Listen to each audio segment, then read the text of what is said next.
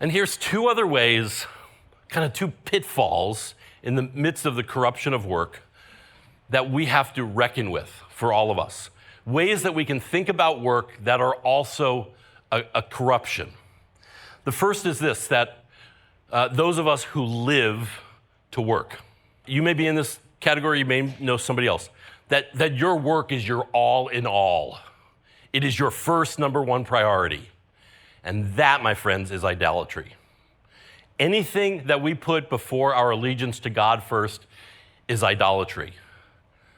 And we have, in the 19th, 20th, 21st century, somehow glorified this sense of, I'm going to work, I'm going to be my own person, I'm going to build that business or whatever, and all good things perhaps, but not ultimate things. Now, please hear me on this. I'm not saying just throw out your work and it doesn't matter. That's not what I'm saying. But what I'm saying is when it is of supreme importance rather than second importance, that's idolatry.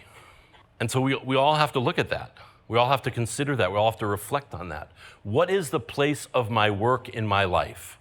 And is it in the place that God wants it to be? Okay, here's the second one. And I'm going to step on some toes right now.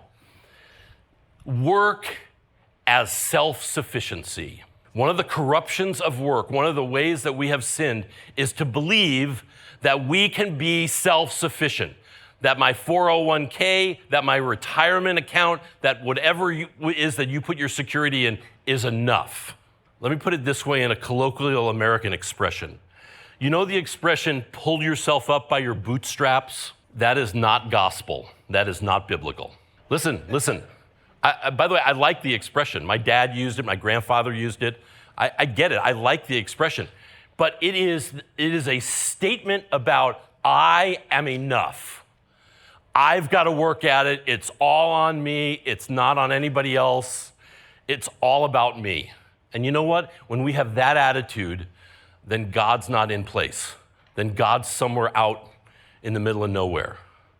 So if you have that attitude of, it's going to be all about me, I'm going to build that business, it's going to be mine, then you have to ask yourself the question, okay, where's God in that? And I would submit to you that God cannot be in the center of your life if yourself is in the center of your life. And that goes for me as well. It goes for all of us. And for those of you who are wanderers or doubters or seekers, whatever label you'd like to put, and you're considering what it means to follow Jesus Christ, well, here's the first thing, that you can't be in the middle of your kingdom. That's the first thing in coming to faith in Jesus. We have to realize that I'm not enough. I'm not self-sufficient. As a matter of fact, I am a broken, sinful vessel. And so I can't be at the center of my life. I can't save myself. I can't redeem myself. I can't do that. Somebody else has to.